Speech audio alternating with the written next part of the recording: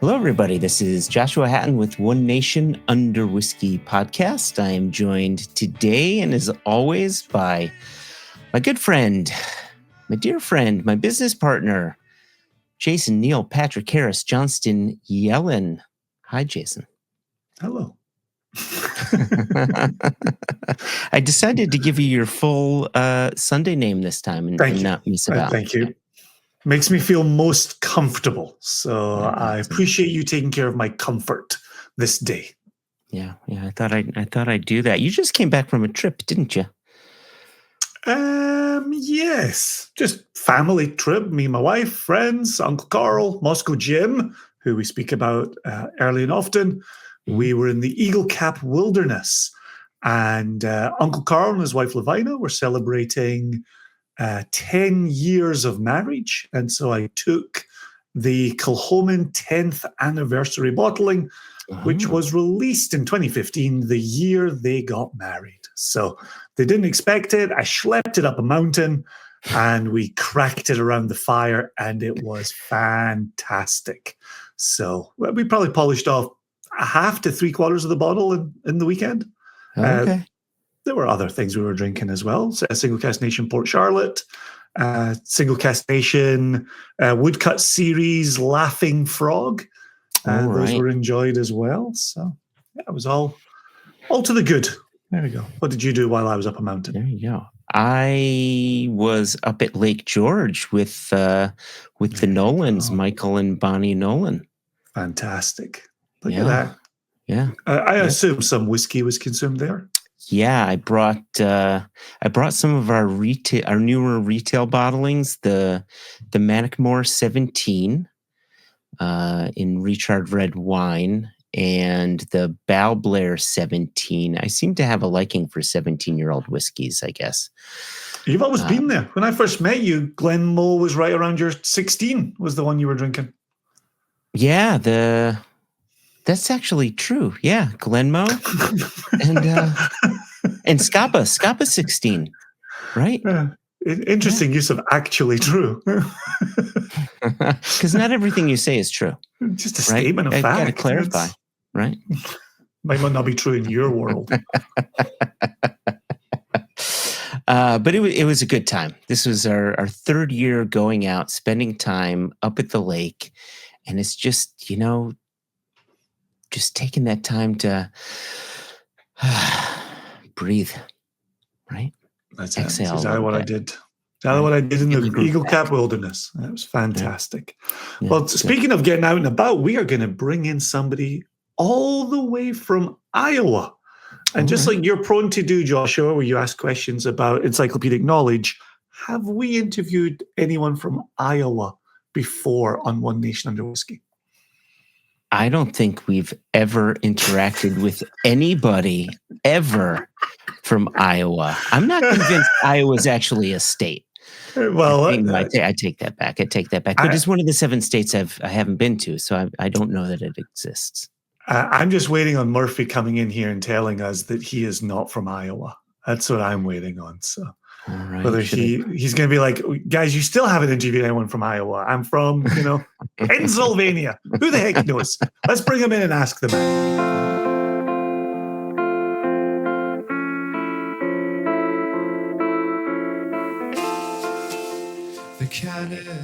Murphy Quint. Hey there, guys. we're at least certain that Cedar Ridge is in Iowa. Are you an Iowa man? Yes, Cedar Ridge is indeed in Iowa, and I am very much an Iowan. Been here pretty much my entire life, with a very small break that I spent in Colorado. But Iowa. In my opinion, I'm very biased, obviously, but most beautiful state in the United States, and most people don't know it because they just don't come here. So coming in hot, I love it. Partly for East and West Coasters in America, and partly for our international audience, how do you describe Iowa? What could people expect if they ever showed up? So. Beautiful rolling hills and open land, extremely friendly people, very good food scene here. and just an absolutely wonderful place to raise a family. I travel the country talking about whiskey and meeting with distributors and things of that nature. And I oftentimes get asked about Iowa, and people automatically assume it's a very flat state, which I would argue is incorrect. A lot of farmland is man-made flat because it's efficient to farm. So, over the last couple hundred years, humans have kind of flattened certain plots of the state out a little bit, of course. But if you get off the interstate and you really explore Iowa, it's actually a really hilly state. If you get to northeast Iowa, incredible hiking, camping, wonderful rock. It's just a really beautiful state through and through. But something that kind of, when you get here, I think something that is a bit of an acquired taste is the open land. You kind of look around Iowa and there's a lot of beautiful open land. And I think that people who, have spent a lot of time in cities at first, that it doesn't seem that attractive to them. But once you're here for a couple months or a couple years, it really starts to kind of get in your blood, and you really develop an appreciation for it. So, I'm super fortunate that I get to kind of bounce in and out of here. I get to spend some time in New York, and then I come back to my nice, beautiful, quiet Iowa. I get to go, spend some time in Colorado and go skiing with friends, and then I come back to my beautiful, quiet Iowa. And it's a nice setup that I have here. I'm very fortunate. Right. That's awesome, man. I love the passion from you, and especially your emphasis on it's quiet here. I like it quiet. Yeah, it is. And I mean, don't get me wrong. We also have really good cities. Des Moines is awesome. Cedar Rapids, Iowa City, there is a lot to do. And there's a lot of nightlife and stuff like that in those cities. But once you get out of them, it is very quiet. And, it is a cool place to look up at the stars at night and stuff like that. It's a really wonderful state. Nice. Can I ask potentially what might be the most important question that may be thrown at you this entire interview? Sure. I was in Colorado this past October for a wedding, and I discovered Colorado pizza, right? Where you eat the pizza and then the crust is left over and you dip it in the honey, right? Yes. And I'm from Connecticut, which is the pizza capital of America, if not the world. So what is Iowan pizza? Talk to us about your pizza. It's funny. We do not have like there's a Detroit style, or we don't have like a New York, Connecticut style that is an Iowan style pizza.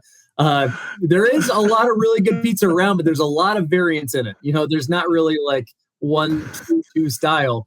I will say here at Cedar Ridge, we have our own style. We're pretty well known for our wood-fired pizzas, and they're awesome. Okay. We incorporate a lot of smoked meat. We're a big smoked meat state because we're very much an egg state. We have a lot of pork, a lot of beef here, and so a lot of pizza is going to be very meat focused, especially our own wood-fired pizzas at Cedar Ridge. So, it's as far as the layout of the state goes, it's very very diverse. There's not really one true style here or a staple, but hopefully we can develop that. There's a lot of really good pizza restaurants that have opened up, especially in the city areas over the last couple decades, and hopefully over time, we can develop something that is a true Iowa style pizza.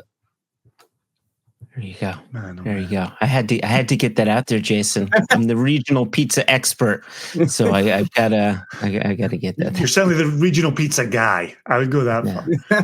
Yeah. I guess we should probably talk about whiskey and maybe talk about Cedar Ridge. So I brought this up before. I think I may have brought it up on our tasting video, which we released a couple weeks back for our 5-year-old. Let me actually bring it up here for our viewers, which we're about to release. Actually, when this episode drops, we will have released this. This is our first collaborative bottling with you, which we're so excited for. This whiskey spent 3 years in bourbon and then 2 years in Sauterne, and this is a peated single malt. But what I had mentioned in that tasting video was, I think it was last year, I was in Chicago. I was at the Nolan's house, right? We just mentioned this at the start of the intro, yeah. in the intro here. I was at Michael and Bonnie Nolan's house, and it was with Gil Matar, who was there. Yes. And Gil, right? He's the one who connected us, right? Great man. Love Gil. He's yep. Awesome. Lovely guy. And like Cedar Ridge, embarrassingly was new to me. Yeah. And he said, you've got to try this. And it was a single malt in a Merlot cask. And I've said it often, early and often, whiskey matured in wine casks is not my thing. It's not my bag. Jason says the same thing. And Gil, being the forceful man that he is, he says, nope, this is going in your glass. This is going in your mouth. And it was so good. It was presenting flavors that I simply was not expecting. And this is what I love about whiskeys that are new to me, distilleries that are new to me is unexpected flavors, right? And I said, Gil, you've got to put me in touch with Cedar Ridge immediately. And so this is all new to me. And then once we announced that we're having discussions with Cedar Ridge, and then we told the nation that we're doing a collaborative bottling, the number of people who said we are so excited about this bottling, I was even more embarrassed that Cedar Ridge was new to me. Like Jason and I are in the whiskey industry, and I felt like a noob not knowing about Cedar Ridge. Yeah, it's interesting on that front. You mentioned that you didn't know about us, and then Gil introduced you. I mean, that's something that we've dealt with a lot, and I mean, a part of that is because of our location. I mean, we're not in a state like Colorado or Texas that has a booming distilling industry. Where there's several million whiskey fans that are out supporting or anything like that. So because of that, word about us has had a tendency over the last 20 years to spread fairly slow. However, something that we're very proud of is that once people do hear about us, and give us a try for the first time, we've had a lot of similar reactions to what you described, where it's how did I not hear about these guys? This is really cool. And then they have a tendency to go down kind of a rabbit hole on what we're doing, and it's new and interesting to them. And so something that kind of at one point was a disadvantage, and that's flying under the radar. Now, today, as more people are starting to hear about us, it kind of works to our advantage because there's a lot of content and information out there about us now. And once people do get introduced, they kind of fall in love with it, and they want to go way deeper and see what they can find from us. So, like I said, it's kind of a disadvantage turned into an advantage at this point. Yeah. I want to bring you back to something you just said a second ago there, Murphy, which is 20 years. You just threw 20 years into your sentence. And I was looking at you being founded in 2003 and then Spirit first running in 2005. And then the first single malt came out 2013 or thereabouts. Is that about right? I believe that is correct. Yeah, it's all a little fuzzy, but around 13 would have been when we started releasing our first single malts. Right. And so I'm curious, at what point did you enter into this journey? Are you OG? Did you come along? Did you have a Cedar Ridge discovery for yourself? What did that look like for you?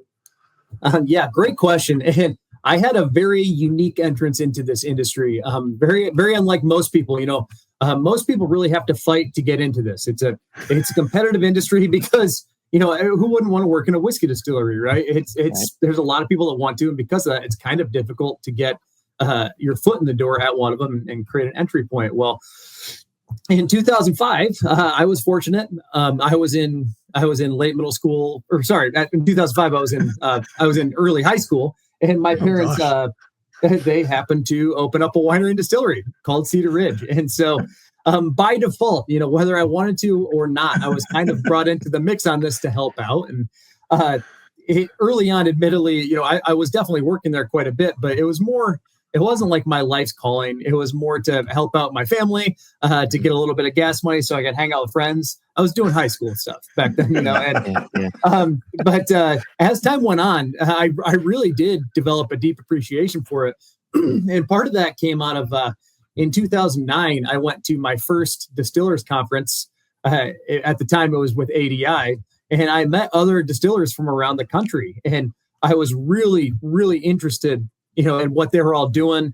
They kind of all spoke the same language that I was speaking. And in Iowa, I didn't really have any other distillers to network with. But when I went to Louisville for this conference, I met a whole bunch of them, and it was really cool. So anyway, when I was there, I met some people from Stranahan's Colorado Whiskey in Denver, and really loved what they were doing, the way that they were preaching their own product, and the way they were promoting it at this conference. And I kind of set a goal for myself that eventually I wanted to work there. And fast forward a couple of years, I moved out to Colorado. I did indeed get a job at Stranahan's, and that was my first official full-time role in the industry. I had been working with my family at Cedar Ridge before that, but I kind of break up my career into like three chunks. There was like the part-time entrance to the industry with Cedar Ridge. I had my full-time gig at Stranahan's, which is where I really fell in love with this and like learned what this industry can be and what this kind of career looks like long-term. That was all new to me. And then in 2014 is when I eventually came back to the family business at Cedar Ridge on a much more, structured basis, full-time basis with a director role. And I kind of pushed them, I'll say, into really going all in on whiskey. When I was in Colorado, that's when I was exposed to this whole whiskey boom that was unfolding, right? That hadn't really been seen in all these other states yet, but in Colorado, that was a very early state to this whiskey boom. And so, my family happens to have a winery distillery combination already fired up. And it's like, the people of Iowa are every bit as loyal as the people of Colorado. If we can put out a product that they show pride in and that they rally around, it could really go well. And so that's exactly what we did. We went all in on whiskey, and that was kind of my big early on input was forcing our hand to go around the clock whiskey production. That's fantastic. That's I don't know if you noticed Joshua and I giving each other side eye when you subtly mentioned being in high school in 2005. We were well into our lives in 2005. My wife was pregnant in 2005. Their first child, right? Tamara and I were married in 2002, and so But that's a brilliant journey, Murphy. Hey, thank you. No, I'm now I'm 37 now, and I for the industry that, like to your point, that can be pretty young, but I'm very fortunate to have developed kind of the knowledge and understanding of the industry this early in my career, just from having worked in every corner of it. I mean, from sales and distribution to marketing, obviously a huge production emphasis. That's what I do now and what I will do for the rest of my life, hopefully. But even working in tasting rooms and things of that nature, I've had the opportunity to do all of that. So I have a really well-rounded knowledge of the industry, and that's extremely beneficial now, especially with how much competition there is and how many distilleries have opened up over the last handful of years. Yeah. I had a question regarding the single malt, right? So if you opened up in 2003, started distilling in 2005, well, I guess this is a slightly deeper question than that, right? So 2003, you open up, 2005, you're distilling. So I imagine those first 2 years is getting the sort of winery part of this up and off the ground. Is that correct? Yeah, that's affirmative. It was more so vineyard focused. So, I mean, before Cedar Ridge even became a winery distillery, I mean, those were all kind of in the works, but it was really about establishing this vineyard. And the vineyard is in Swisher, Iowa. That is where we are currently located, is where we originally planted some vineyards. But we needed to get those vines in the ground and let them take root and establish themselves before we could start producing wines and things of that nature. So the 2003 start was really very vineyard focused. It was in, late 2004 and early 2005 that we started really focusing on production and creating product that was eventually going to be for sale. So step one was cultivating land, getting it all set up for the vineyards that we're still operating on this day. Okay. And so was the idea for distillation to go into brandy because you were growing fruit, or was bourbon, off the bat? Like, what were you thinking as far as distillation early days? Yeah, so early days, the distillation role was actually more of a differentiator than anything else. And so what we were, my parents started the company, but my dad, he was kind of the original visionary on this front, and he is a big wine guy. I'm obviously much more on the whiskey side, but his background and passion is much more in wine. And so this was all really developed to create a vineyard and winery concept, and the distillery was more so to differentiate our winery. Why would people come to our winery versus wineries X, Y, and Z? Oh, well, we're also cranking out some fun spirits in very small, limited quantities, kind of a side hustle type setup, but it was meant to just be a small hook. And yes, we were going to do some brandies, and we did. We did some rum as well, but vodka, gin. We did a lot of clear spirits because that's what you could produce today and sell tomorrow and not have to lay down. It was a sustainable business model at that point in time. And however, full credit to my dad. Eventually, he did have the realization pretty shortly after we started distillation, and that's, hey, we're in Iowa. We're in the corn capital of the world. We produce more corn here than any other state. As a matter of fact, Iowa produces more corn than most countries do. And, yet no one in the state of Iowa is producing a bourbon. That's crazy. And so that kind of light bulb moment happened, and we started putting away a lot more bourbon. And keep in mind, back then, a lot more to us was like a few barrels, we'll make a few barrels here and there.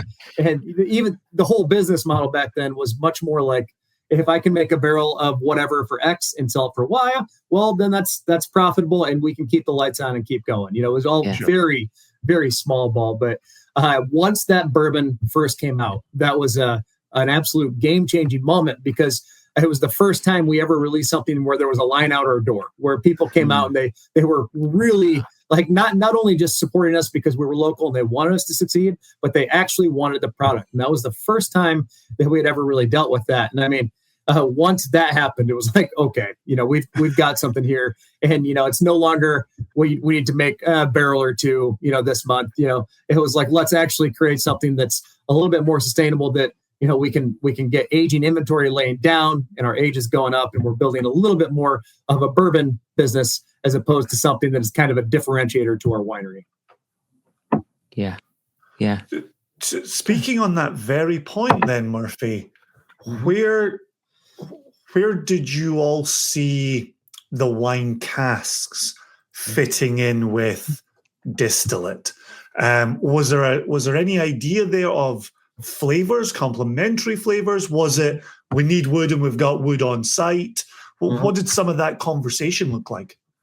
Yeah, and I'll be, fully transparent on that. I mean, early on, a lot of the experimentation, exploration we did, it was very cost and convenience focused. I mean, at that point in time, we emptied some wine barrels and we had them around, and we had some aged whiskey around. It's like, why not try it out and see what happens? And obviously, over time, that went really well for us. We were really happy with how the final flavor profile came together, and so we started scaling it up from there. Obviously, every now and then we'd have something that didn't really turn out, and then we'd tweak our processes accordingly as we move forward. And over a long period of time, leading to where we're at today, I mean, now we built something that's a little bit, it's kind of our niche now, is that we have so many different wine casks on site, primarily for single malt maturation, and we have many non-wine casks maturing single malt as well. But it really did start with our own American style ruby port,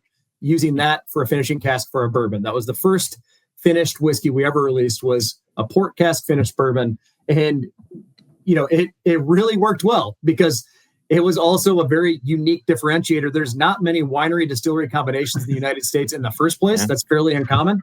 And the fact that we kind of created a bridge between the two of them, which has traditionally been a problem. Having both a winery and distillery, it's hard to market them at the same time. But if you can create these products that are kind of a bridge between those two different departments, it works really well. And consumers were interested in it now, or interested in it then, and have continued to be even more interested in it now.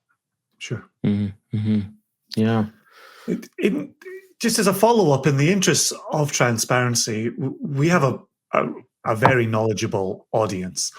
Yeah. And what comes with that is they like to know the other side of the coin. And so a moment ago you hinted some things didn't work.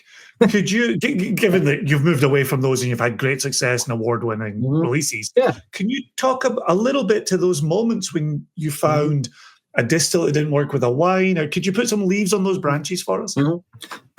Yeah, we have a few barrels on the property. It's kind of funny because they've I'll explain why in a second, but there's been some inside jokes kind of built around them. But there are a few barrels that we produced that didn't really pan out. And what can you do with those? Well, obviously you want to modify your process in the future to be somewhat different, but what can you do with a barrel of whiskey that isn't panning out? I'll back up for a second. Good. We about 10 years ago now, 9 to 10 years ago, we did a series of smoked malts on the single malt front. And we did some mesquite malt. We did some like applewood smoked malt. We did a little bit of this, a little bit of that. Now, the mesquite malt in particular, I want to mention that there are a handful of American distillers that do a really, really good job on that. Like Whiskey's Del Bac, Santa Fe Spirits, they've like really mastered that. Ours did not go well. Still to this day, we have I believe it's turning 10 in the next couple months. Couple barrels of that mesquite malt that are being aged in ex-bourbon, and they're just nothing to write home about. There's like the flavors are fairly light. They didn't really come through. You can get a little mesquite, but it's kind of bland and it's just kind of blah. So, not long ago, I had a group from Iowa. There's a group called the Iowa Whiskey Chasers. It's a group of like 5,000 people in Iowa that are just whiskey enthusiasts. And there's a subchapter that is all about single malt. And I had this subchapter out. We were tasting through a bunch of barrels, and we tasted that one, and everyone just kind of unanimously hated it, which was fun. And I said, so here's what we're going to do. We're going to do an experiment. Within the next few years, I'm going to make that barrel good. We're going to find a way, to make that good, just kind of out of principle and out of exploration, just to see what we can do.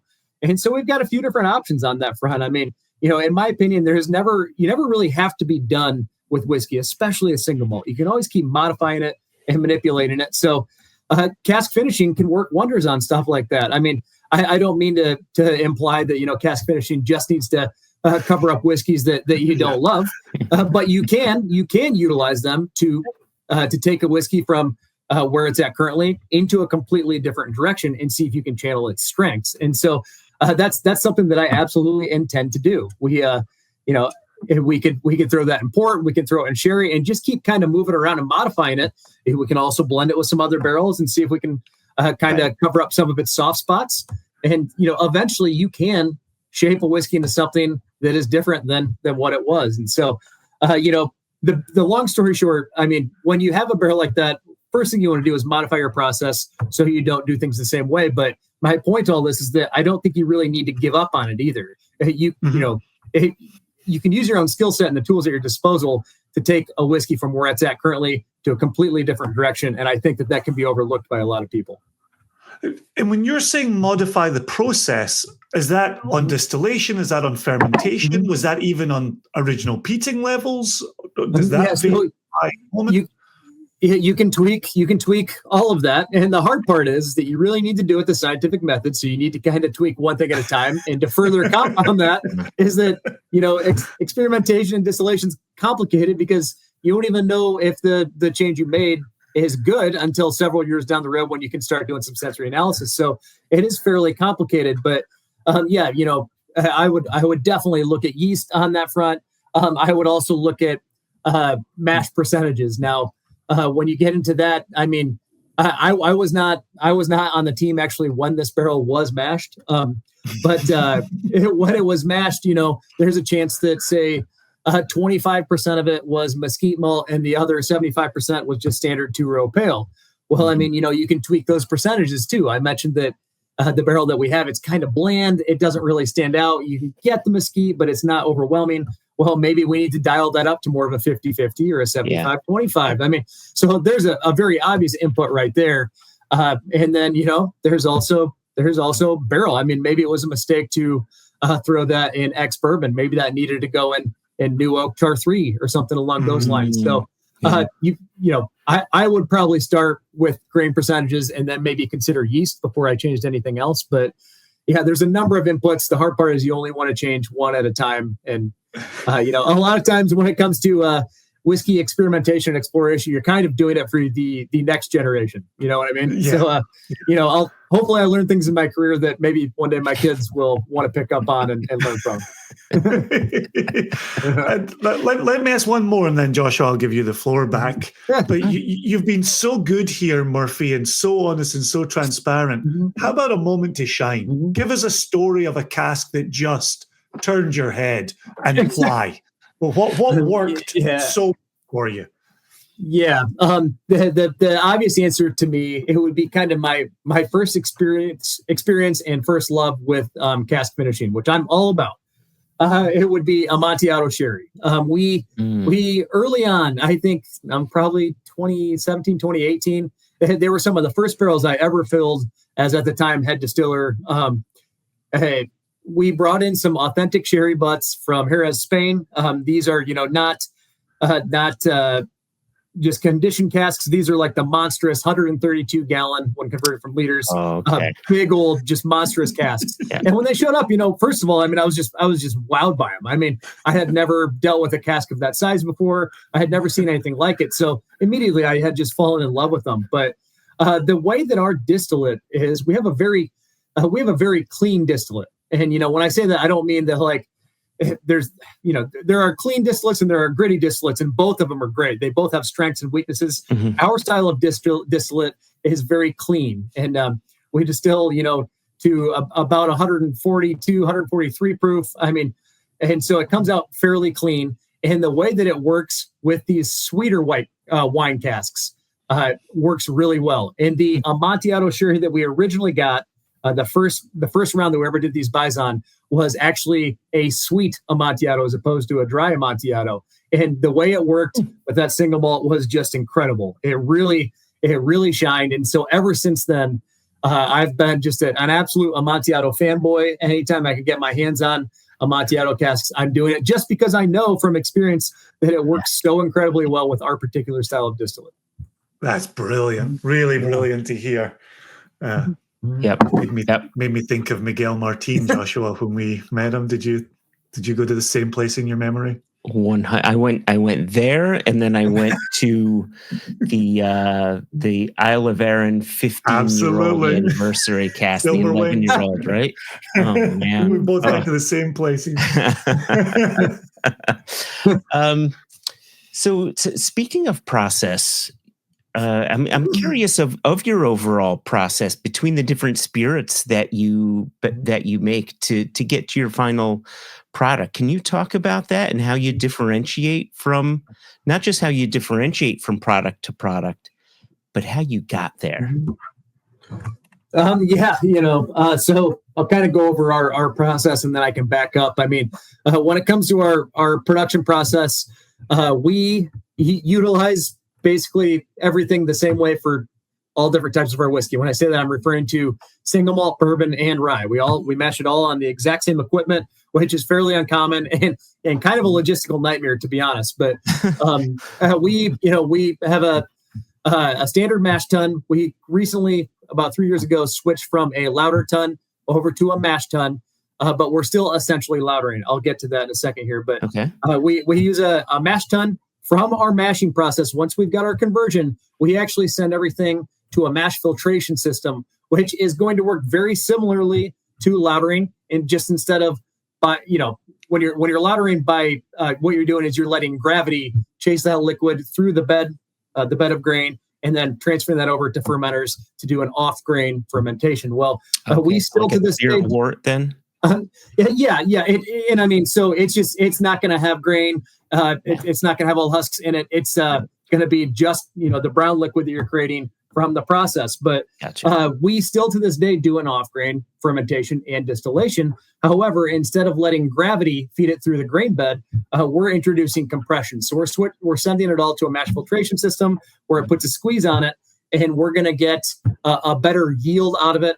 And it's going to happen a little bit more efficiently than letting gravity do it. We're actually cutting like an hour out of every mash by utilizing this and getting a much better extraction. And so we're doing that. We're doing an off-grain fermentation distillation.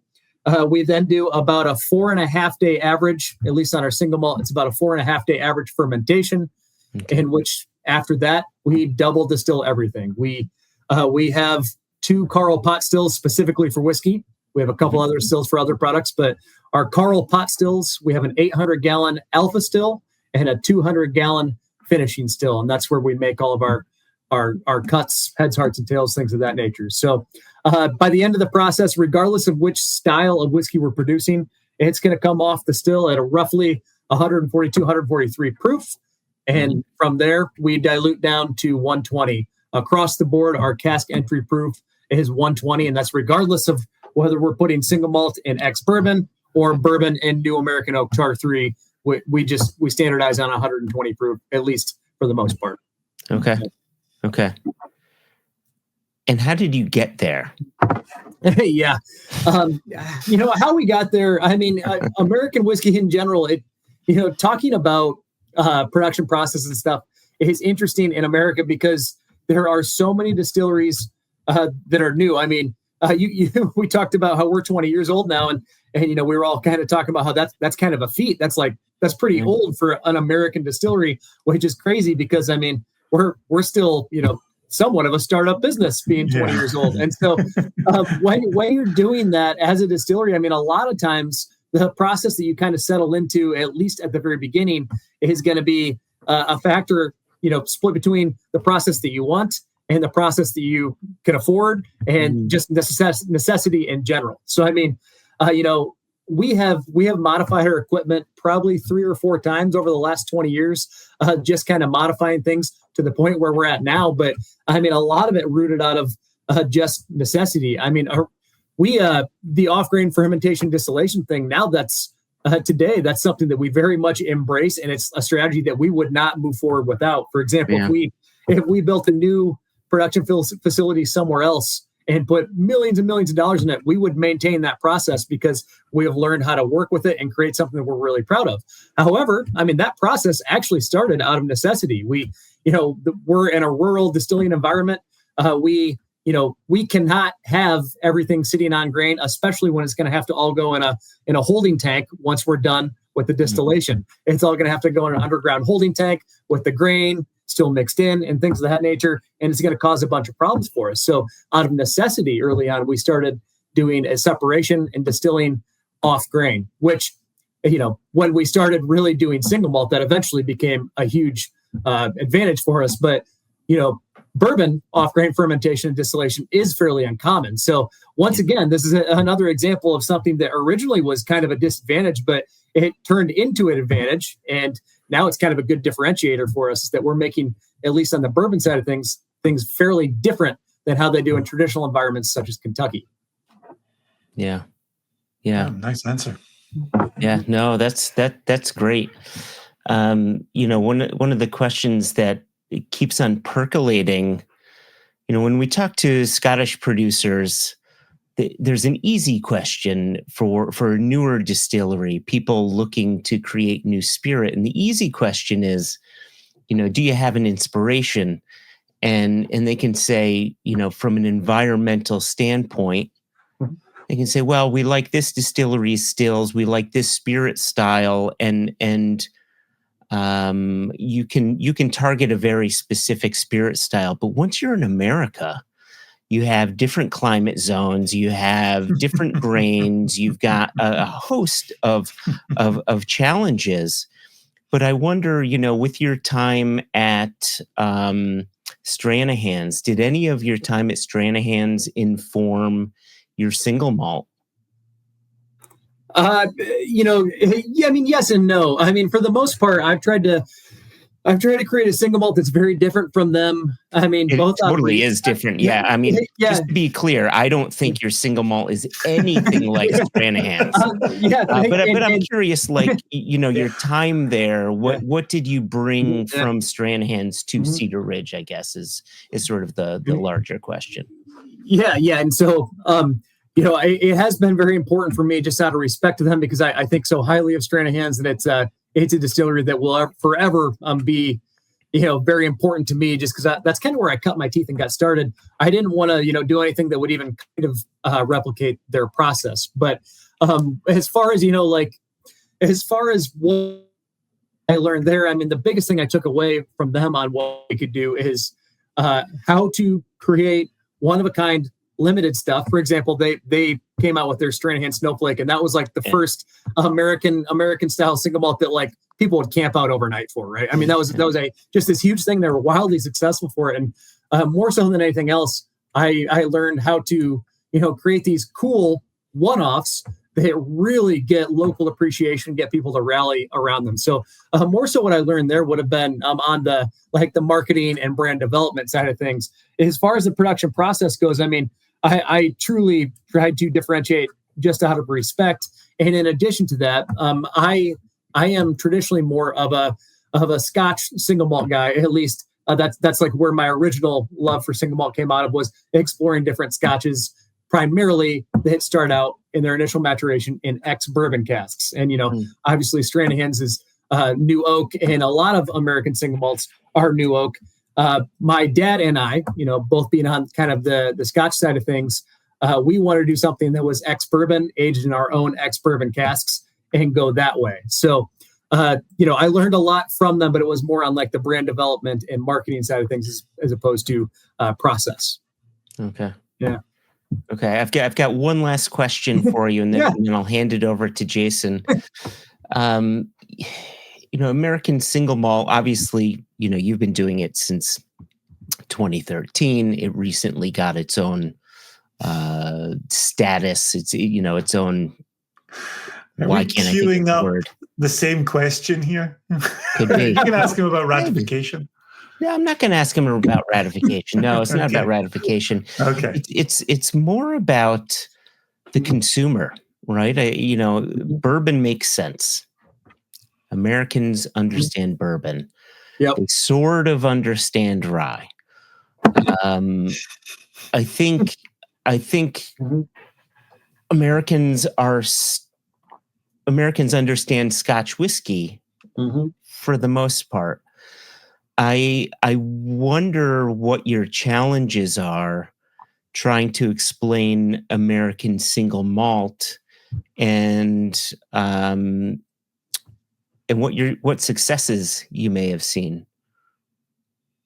That's been a huge challenge for us over time. I mean, it's still a bit of a challenge for us now, but I mean, 3, 4, 5 years ago, it was like an impossible challenge. And, you kind of remind me of something I haven't thought of in a while. And that's originally to combat that. You mentioned Americans understanding bourbon and rye, but not necessarily what single malt is. Even though they might understand Scotch, they don't necessarily know single malt. And that definitely was the case in 2018, 2019. And one thing that we did to combat that, all of our whiskeys back then, they were Cedar Ridge bourbon, Cedar Ridge rye, Cedar Ridge single malt. I mean, just very American style label where you can read the brand name from all the way across the room. That's just kind of how American labeling works. Well, people were not understanding what our single malt was, and we had a lot of Cedar Ridge fans that were developing, especially locally.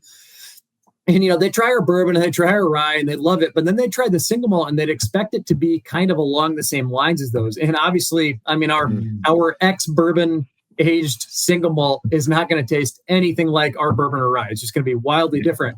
And so that was actually it was problematic because people went into it expecting one thing and they were getting something very different. And even if it's something of quality, if you throw a curveball at your consumer like that, it's going to hurt you more than it's going to help you. And so one thing we did very, very quickly, and I think we did this in 2018, 2019. Gosh, it all blends together now. But we rebranded our single malt from Cedar Ridge single malt to the quintessential American single malt, and we changed the packaging and everything. I mean, for anyone viewing, you can kind of see it here. Very, very different packaging. The type on it is a lot. It's smaller. It's flowier. It's more elegant. It's got a lot more detail on what's in the bottle. Is a little bit more information on the process behind it and the casks utilized and stuff. And the reason we did that is because it's going to now be a little bit more easily associated with things like Scotch. We knew, to your point, a lot of Americans understood Scotch, but just not American single malt. So, well, let's make our American single malt appear a little bit more Scotch-like, if you will. And that way people, as far as perception goes, they can just make natural assumptions on what that's going to taste like and have that be a little bit more accurate than in the past. So that was a huge help for us. And then it also allowed us to kind of create a foundation for brand development. Now, instead of trying to market Cedar Ridge Bourbon, Cedar Ridge Rye, and Cedar Ridge Single Malt, we've got our Cedar Ridge stuff over here, and we're marketing quintessential American single malt on the American single malt front. And we just completely separated them, and it's worked extremely well on that front. But yes, it has been a major obstacle to overcome. Education has been incredibly important. When we do tastings and pairing events, I'm always trying to educate people on the process, on the category in general, on the pros and cons, the differences and the beautiful elements to single malt versus bourbon, things of that nature. You really have to focus on education, and then you can kind of start converting people into the category. Yeah. So that is the perfect lead into what I was going to ask you, which is, did you find ratification move the dial for you? Have consumers responded to ratification and the creation of a category? Yes. I mean, I do think the answer is yes. However, I think it's a bit of a wave that it's going to happen. And I think we're kind of in the early stages of the wave. So, I mean, one thing you got to keep in mind is the way that this industry works now.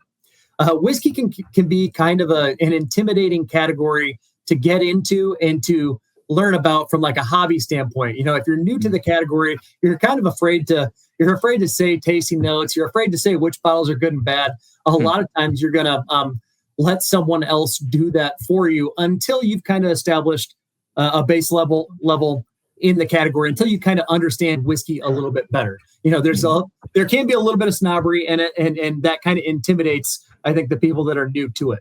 And so the way that this all works now is there's a lot of influence. There's literal influencers, a huge social media presence. And then in the retail environment, there's things like, their store associates and then signage up in the retail environment. Well, stage one after ratification is to, in these retail environments, you finally have some American single malt signage. So they know where to put the product and consumers know where to find it.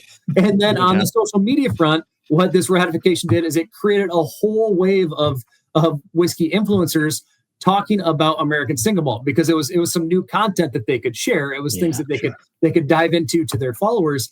And so there's a lot more promotion because of all that. And that promotion is being passed on to people that are following those influencers.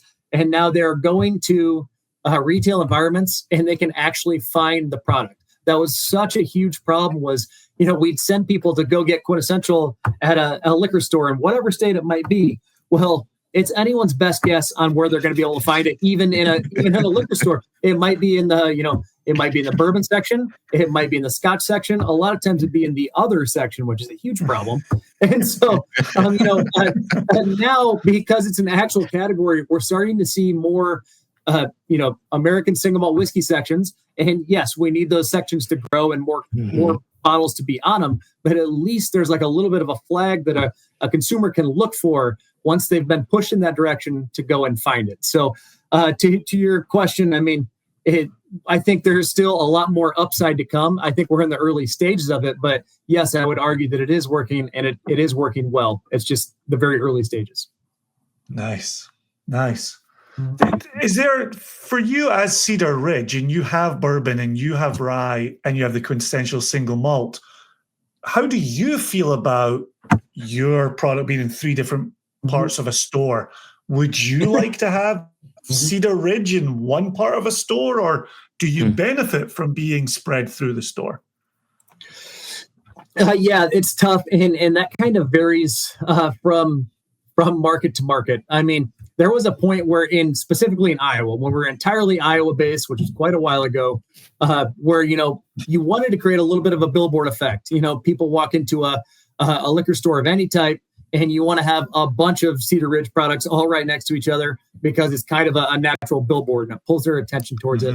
As time goes on and as you establish your brand a little bit more, you don't necessarily want, you still want to get a billboard if possible, but you want your products to be in the right locations where people can look for them and find them. There's a little bit of a credibility thing there. A lot of times if you've got all your products smashed together in one section, it doesn't really make sense for a rye and a single malt to be with the bourbon and a bourbon section.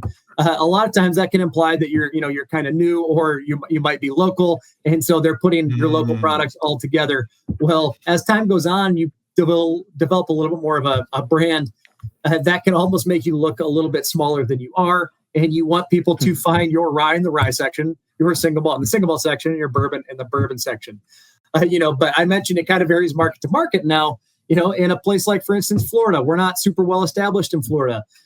Until we are established, it might be kind of nice to have them all side by side again to once again repeat that billboard strategy. So it's kind of a cycle, if you will. And there are pros and cons to all of it. But we've reached the point, at least in our home state of Iowa, where we don't necessarily want them together. As a matter of fact, we've got, I won't name any names, but with like bourbon, we want our bourbon next to a very specific competitor so that a consumer has to make a decision between those rather than having our products next to each other and a consumer has to decide which of ours they're buying. Oh, interesting. Yeah, very good, Murphy. Thank you. Yeah, that's thorough. I like that. You've thought about this. Not all I thought about for 20 years.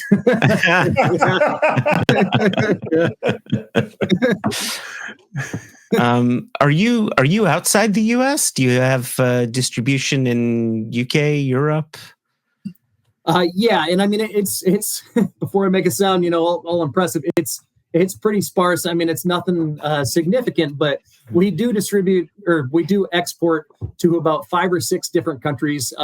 Now that's in different formats and under different brand names. I mean, some of it is like, Cedar Ridge bourbon going to Canada, for example, but we also do some collaborative products. Like we make a whiskey for the band Slipknot, which is an Iowa-based band. Wow. And, we've exported that to Japan, to Lithuania, believe it or not. Like we've exported that to a few different places. Yeah. So different products are going to different places. We haven't gotten to the point where we're, dedicating resources to developing any particular market abroad yet. And that's something I very much look forward to. Right now, it's more of an on-demand situation. If we've got a distributor in, say, Japan, who wants to bring in a pallet of one of the products, we'll work with them and establish that. But as far as going to a market abroad and developing new meat and having actual employees stationed over there frequently, that is not something that we've established yet. Okay. Now I have to think of what Slipknot song to play underneath what you're saying there. That's a tough one. Oh my gosh! While we still have you here, Murphy, can we talk a little bit about our collaboration? Can we return to that beautiful bottle and again for the nation who are here in the US and have access to this? Can you talk about the peated malt there? Can you talk about how Sauterne came to be? Do you want to weigh in on, do you say Sauterne or Sauternes? This is a back and forth Joshua and I've had in other episodes. What can you tell us about it to share with the nation? So to kick it right off, I say Sauterne. How did that... Yeah, there you go. I will say though that I work with 55 people here, and it's mixed. Everyone says a little bit. Everyone pronounces things differently, but I say Sauterne. So how did that come to be? Well, we have once again, we've really kind of put a staple on wine cask finishes. And, there's a lot of people out there that either love that or hate that, but everyone's kind of got to find their thing to hang their hat on. And at Cedar Ridge, particularly with our single malt, that is something that we're really focusing on. We do a lot of cask finishing, primarily in wine. So whenever there's an opportunity, I work with many different barrel brokers. And whenever there's an opportunity to bring in wine casks that we haven't worked with yet, I'm always going to bring in, 1 or 2 just to try it out and see how it goes. Mm-hmm. Well, early on, Sauterne was one that, once again, kind of like that Amontillado sherry that I talked about earlier, it worked really well early on. And any of these sweet wine casks, they just work so well with our particular style of distillate, and it just nailed it. And so after that, I mean, I knew that is something that we wanted to increase the amount of barrels we were bringing in for cask finishing on that front. And so now that's kind of a staple in our portfolio. I try to bring in between 8 and 12 finishing casks of Sauterne every single year. And then, primarily, almost entirely, we've been filling them up with our standard unpeated single malt. Just a few years ago, I kind of made an impulse decision to try filling some up with peated malt. And it was just, in my opinion, an absolute home run. And that has led to what we're working together on. So the distillate that was utilized for this particular collaboration was, believe it or not, Baird's heavily peated malt. That is the peat that we use, is Baird's. Yep. And we, aged that in ex-bourbon originally. And I've always been a fan of how our peated malt ages in ex-bourbon. Well, once again, I kind of had these a nice shipment of Sauterne barrels come in, and I saw an opportunity to experiment with a little bit of peated malt and one or two of them, as opposed to just all the standard 2-row pale. And the rest is history. I'm really happy with how it came together. It is something that I look forward to doing more of in the future, and I'm glad that you guys got this one. Yeah, cheers. Thank you for allowing us access to such a rare cask. That's fantastic. Yeah, so when people, when I'm sending samples off to people, it's always tough to send certain ones out. I was talking with a fellow distiller about this very recently. The people in our roles who we're in like the master blender role, where you oversee a production and you also have a lot to do with like education on the brand and promotion of the brand. Well, it creates a very conflicting, internally conflicting situation where you develop some certain barrels where they'd be awesome on the market, but but you also don't want to sell them because you love them so much, but you need them to go out there. And so there are a few barrels around the property for, I think, everyone in my position where they're hard to part with, but working with the both of you, Single Cask Nation, was such a good opportunity to have this one hit the market. And I'm really glad that it's in your portfolio.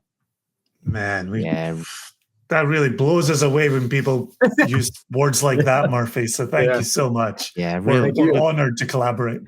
Really appreciate that. I don't remember if we mentioned this in the tasting video or maybe we just talked about it privately with some people, but this really is a collaborative bottling. This isn't just us bottling a cask of whiskey from a distillery. And I remember, when we first started our conversation about, what should this look like?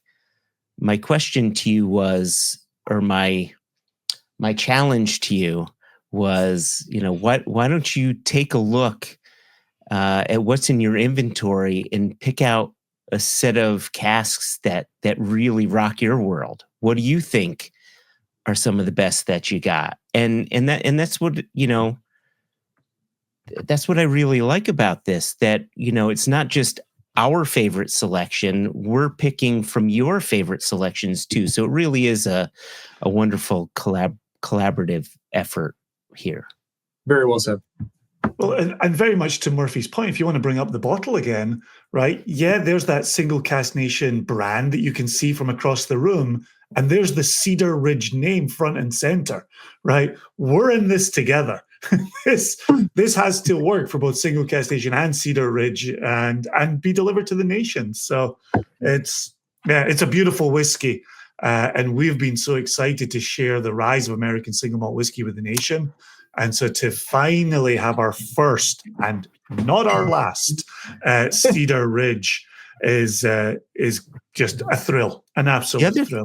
The other thing that I'll put out here, now this is a wild turkey that we bottled, but what you couldn't see on there was this logo that we put, which just says Spirit of Collaboration. Right? That's really important to us. It is awesome. A collaboration. So absolutely it is. Yeah. We really thank you, Murphy. And thank you guys. It's awesome opportunity to work with you for sure. Yeah, likewise.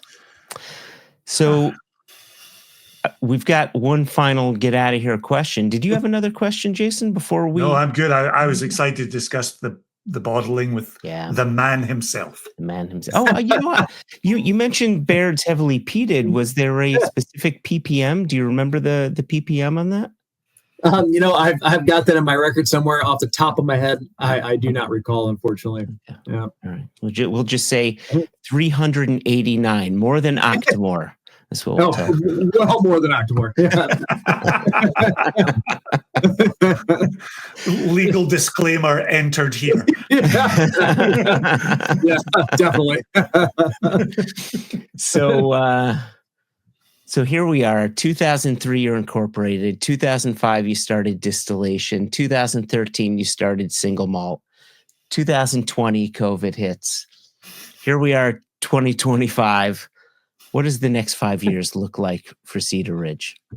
Yeah, it's complicated. I've been talking because our 20-year anniversary is coming up. That's been a topic that's been brought up a lot lately. And where it's all going, it's really hard to predict right now. There's a lot of good things happening in whiskey, and there's a lot of complicating factors in whiskey. There's a lot of distilleries that have opened up over the last 20 years, and meanwhile, in the distribution channels, they've really shrunk. There's been a lot of consolidation between distributors. And so what we've developed is a very large beginning of the funnel of distilleries and producers out there, and a very narrow end of the funnel when it comes to distribution. That creates a lot of complications. So, where is this all going? I don't entirely know. I can tell you that 5-10 years down the road, what I will be proud of is if we maintain the staff that we have in particular. The staff is our team here, from our production operators to our team of directors throughout the entire company. It is what's gotten us here. It is a true differentiator for us. They're so talented. If we can maintain that and then stay true to our current vision, which is putting Iowa on the map for whiskey production, which is being both a winery distillery combination and embracing that. If we can maintain all that stuff and stay true to that vision while things are looking kind of tough, I will consider that a major success. So, outside of that, it's tough to predict where it's all going to go. But I just want to stay true to what we are, who we are, and where we're at right now. Yeah, I love that. I applaud that. And I wish you the very best of luck. When it comes to people, we're here to protect them. So good luck with that, Murphy. Hey, thank you so much. I appreciate it. Yeah. Thanks so much for your time. Really appreciate it. Thanks for having me. And love chatting with you guys anytime. This has been a lot of fun, and hopefully we can do it again soon. Yeah. Awesome. Great. Yeah, we got to get out to the distillery. Yeah, next time at the distillery. Right. Next time at the distillery. Well, I'll get you guys out here for sure. Yeah. All right. Cheers, Murphy. Hey, cheers, guys. Thank you. Cheers.